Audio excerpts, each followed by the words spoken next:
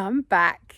If you guys fancy making these crispy, crusty, golden brown Scotch eggs next time you're camping, then you might want to keep watching. Hey friends, welcome back and Happy New Year from Cornwall.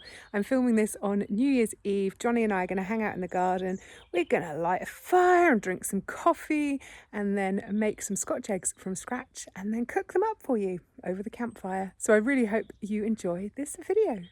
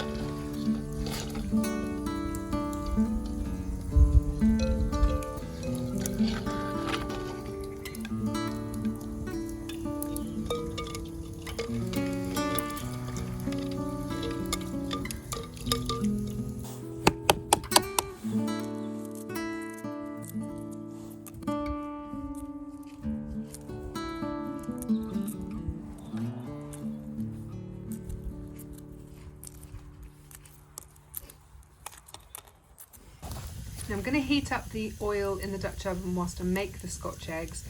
I'm using a vegetable oil, but I'm sure that traditionally lard would have been used to make these. Now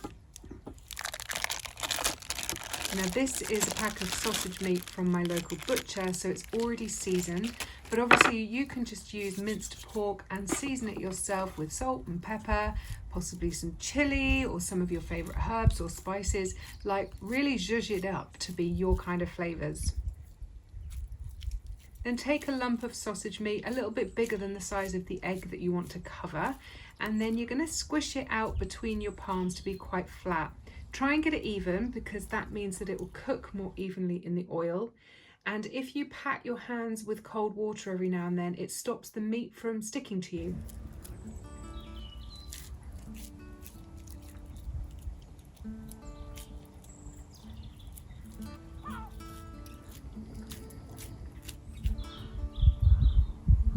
Once the sausage meat is nice and flat, then you're going to wrap it around your hard-boiled eggs, squishing and pinching and pressing to seal any seams or holes as you go. And then finally you're going to roll the whole thing into a nice smooth ball.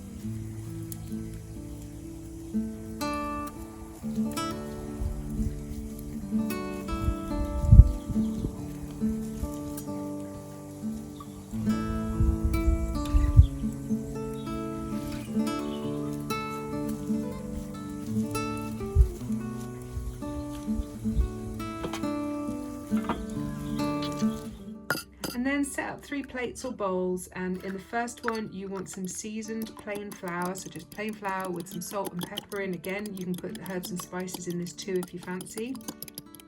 In the second bowl you want a beaten egg, and in the third bowl you want some breadcrumbs. Now I'm using panko breadcrumbs, which are a fancy pants kind of Japanese style of breadcrumb, but you can use obviously regular shop bought breadcrumbs, or you can just blitz up some stale bread crusts in the food processor to make your own.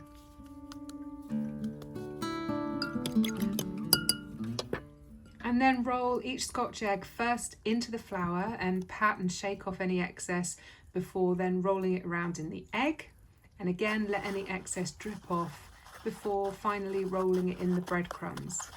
Now at this point it's done, it's ready to cook. However, if you go back to the beginning and roll the whole thing in the flour, then the egg, and then the breadcrumbs a second time, you're going to get an extra thick and extra crunchy crust on your Scotch egg. And I do recommend this if you've got lots of breadcrumbs and egg and stuff.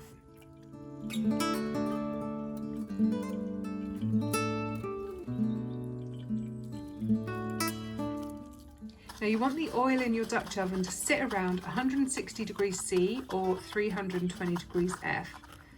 It's tricky, I'm not going to lie, keeping to this kind of stable point whilst you're cooking over an open flame. Take your time, don't rush.